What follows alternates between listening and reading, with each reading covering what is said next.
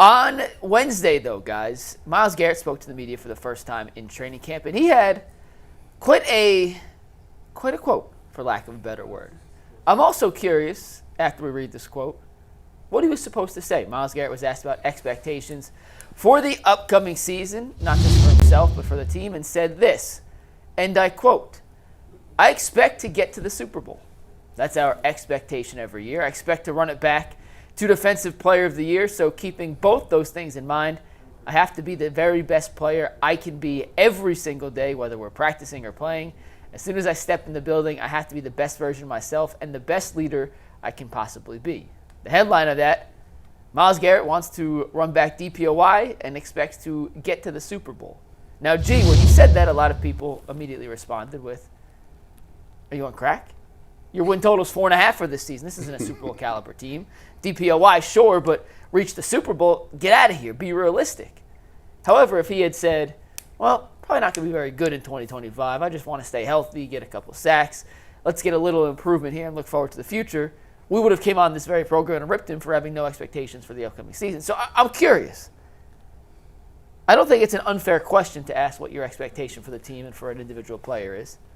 But what the hell is Myles Garrett supposed to say that doesn't end up getting torn apart from both sides? Listen. I listen to battle rap all the time, right? And sometimes in battle rap, they say really crazy things, which is kind of hard to like put on regular TV. So what they do, they speak in metaphors and similes, and they say, I got to put it in subtitles. What he just said is, look, I got this money. I know good and well we ain't got no quarterback.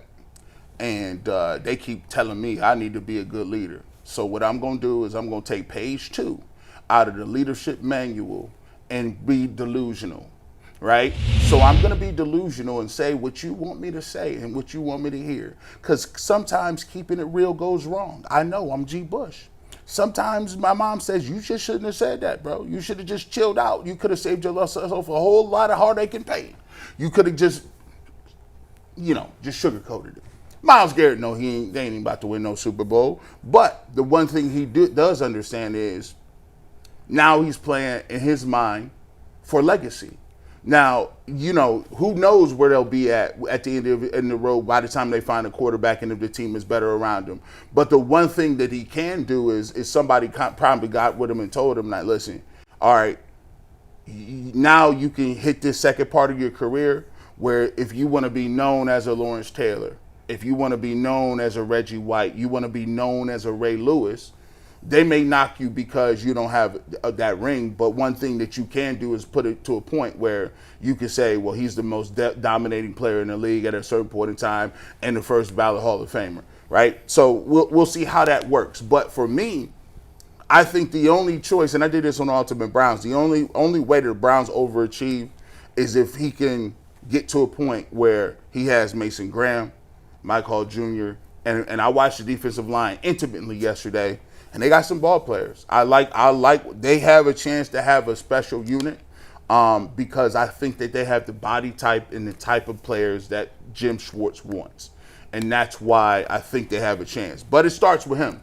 It starts with him making sure that Mike Hall is getting to what he need to do, and Mason Graham is being pushed, and Isaiah McGuire works on his pass rush besides run, and Alex Wright. So he has a role, and I think he can help maximize the team. But in terms of what he's supposed to say, he said he was supposed to say, right? And now he can fly under the radar, and we ain't gonna have no clippings. You know what I'm saying, Jason? In a vacuum, he said what he's supposed to say. Like, yeah, that's what every leader of the team is supposed to say.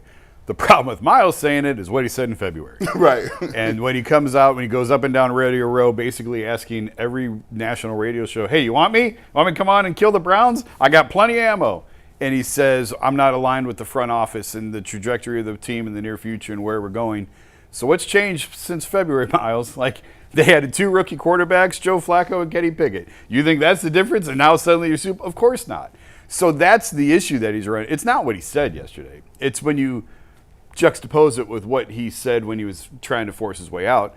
And the funny part is he wasn't lying in February. He's lying now. That's the crazy part. I was just going to say it. When they rolled that out, When they rolled it out to him and said, all right, so what we going to do in the offseason? They said, we're going to first start off with not signing Nick Chubb back. What? Second thing we're going to do, we got Joe Flacco. We kind of like that, but we trading DTR for Kenny Pickett, and we're going to take 2 dudes at the end of the draft, and we're going to have a competition. That is not... he was actually right. Yes, Keeping it wrong goes right, or wrong is crazy. Do you remember, real quick, Jason, during that whole saga, and particularly when he went on Radio Row and did Rich Eisen and NFL Network, and when he did he was the most available superstar in the history of available superstars for interviews at Radio Row. We put up a poll. Is Myles right or wrong? And we love every single one of you watching right now. Every single one of you who tunes in on a day. We love you guys. But you're biased, and that's fine. That's why we love you. Even they were like, Myles is right. Of course. And now, and I have no issue, like, this is one of the situations, what's he supposed to say? Right. The Titans general manager, I don't know if you guys heard this clip, was asked on the first day of their training camp by a reporter, do you think this roster is good enough to win a Super Bowl? And he basically said no. He's like, we like some of our young guys, but we got a long way to go in a bunch of other positions. Right. And it got eviscerated. I got a buddy who works in Nashville, and he sent me the clip, and he's like, what am I supposed to do with this? And I'm like, rip him. Like, that you can't say that on the first day of training camp, even if you're being honest. You have to know when to lie. See, I love honesty. I love bluntness and honesty. I applaud him. But on the first, you can say that in week 2. Real. Hey, you know what? But right on the first day, you can't just tear out any strip of hope. But in Myles' case, no one was mad at Myles for being right 5, 6, 7, whatever the timeline was, 6 months ago. And no one's going to be mad at him saying, I expect to get to the Super Bowl, because that's what you wanted to say. But it is funny that in 6 months, the only changes, Kenny Pickett, Joe Flacco, Dylan Gabriel, Shedeur Sanders. Well, there's another change, the amount of zeros in his bank account. That's the other change. And his love life is going well. Shout out, I completely approve. Myles. You're out here winning around. Listen, he's winning right now. He's up 10. Like, hey, look, by the way, let me just tell you this. He's still good. Very good. He be going like 17.5%. 17.5%. And wrecking all the plays. He beat DeWan off the line yesterday on a play. DeWan was like, where'd he go? Which way did he go? Which way did he go, George? He was by him like that. I'm like, it's just evident. I'm like, bro, if he wanted to, he would just not let your quarterback get the rock off. They had to tell him, be cool, bro. It's supposed to be a quarterback competition. Nah, stop it, Myles. There was one snap yesterday where it was like he was like, all right, F it, I'm going. And off the snap, man, he was by DeWan so fast. It was like he didn't even. This is crazy because the field is big, and when you're moving around, a media guy could be over there, and but everybody saw it. Like, it was just, it's evident. Like, it's like one of those things where in Madden, they'd be like, and the impact player is really feeling good right now. I can't remember I think Pickett was on the court. I don't remember. And he just like sort of like ran by him. Yeah. But he was there. It was incredible Crazy. How fast he got back there. When I was in College Station before I moved to Cleveland, maybe the second year I was there, Brad Marchand's one of the SIDs for the football team. And he was Myles' guy. For whatever reason, Myles like, Brad, that was his guy. And I was just asking him, any crazy Myles stories, just trying to kill some time. I'm not going to name the offensive lineman because he's still on the fringe of out of respect. But he was a freshman when Myles was a junior at A&M. They had to tell Myles, sit out of this drill. Because they were trying to orchestrate something offensively. And he was past the left tackle before they could. They literally said, and it was Kevin Sumlin was the head coach, and he had one good year with Johnny Manziel, and then was a terrible coach. So Mike Evans must have been the greatest thing they ever. literally told Myles, you have to sit out because we cannot accomplish anything we are trying to accomplish because you were in the backfield too quick. They said it was once again, I want to use the words correctly. It's the most embarrassed they'd ever felt for a player. A high-level D1 SEC scholarship athlete. They had to bench their best player to get him reps. to get him reps. You're killing this man's confidence, bro. Yeah. And think about it. My old defensive coordinator, Tim DeRuiter, was there when they had Von Miller. Mm-hmm. And another freak of nature. They was like, oh, we got Von Miller. But then people was like, at College Station was like, hold on. Nah. You ain't seen Von Miller was great. And this is at the point when Von Miller was in the league just wrecking stuff, just winning Super Bowls by himself. They said, we got this dude named Myles Garrett, though. You ain't seen nothing yet.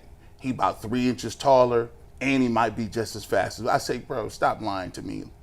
And, yeah, they weren't lying. It's kind of when actually people's history is bigger than what they actually got to is wild. We got 2 minutes before our next guest jumps on, so I want to ask you this, Jason. If Myles took the Titans general manager's approach, and when asked what's your expectation for this year, and gave the dead honest answer, I hope we can win 6 games. I hope we get a rookie Well, you don't have to be that. But I'm just saying, if he took the very direct, honest, blunt approach to the question, what do you think we'd be saying today as opposed to having this conversation? I don't know what you'd be saying, but I'd applaud him for being authentic and sticking to what he said in February, that, hey, listen, I know what I signed up for when I got here. This is a process, and I'm going to see it all the way through. That's it. That's all you got to say. And you be authentic. You guys might kill him for it. I would not kill him for it because that's being genuine and authentic. Because we ain't stupid. Like, that's the thing. These people be saying stuff. They be saying a lot of stuff. But it don't be factual. They have to say that, right? Like, look, bro, we know what the game is. We just sat here and told you. I told you that Andrew Berry, in my heart of hearts, I feel like he already he identified somebody he liked. Now think about this. This is me, and I get disgusted. I'm like, what do you mean? You just had 2 quarterbacks this year you won't play. You won't play them, but you tell me you got another dude next year and you punting? I get mad every single day, and you know what, you can't get mad every day. Can you imagine what he did when he told Myles Garrett the same thing? Yeah. Because Myles Garrett knows. He told him, yeah, these guys, we don't know, but we got some prospects in 26. So he's like, let me go ahead and get me some sacks and just chill out and grow my relationship. One last thing before we bring our guest on. Cool moment from Browns camp this morning. Jerome Baker was talking at the podium. Shedeur walked by because Shedeur's talking today. Yeah. According to Mary Kay, all the reporters left Jerome Baker's podium, ran over to Shedeur's. Shedeur told Browns PR he would not talk until Baker was done.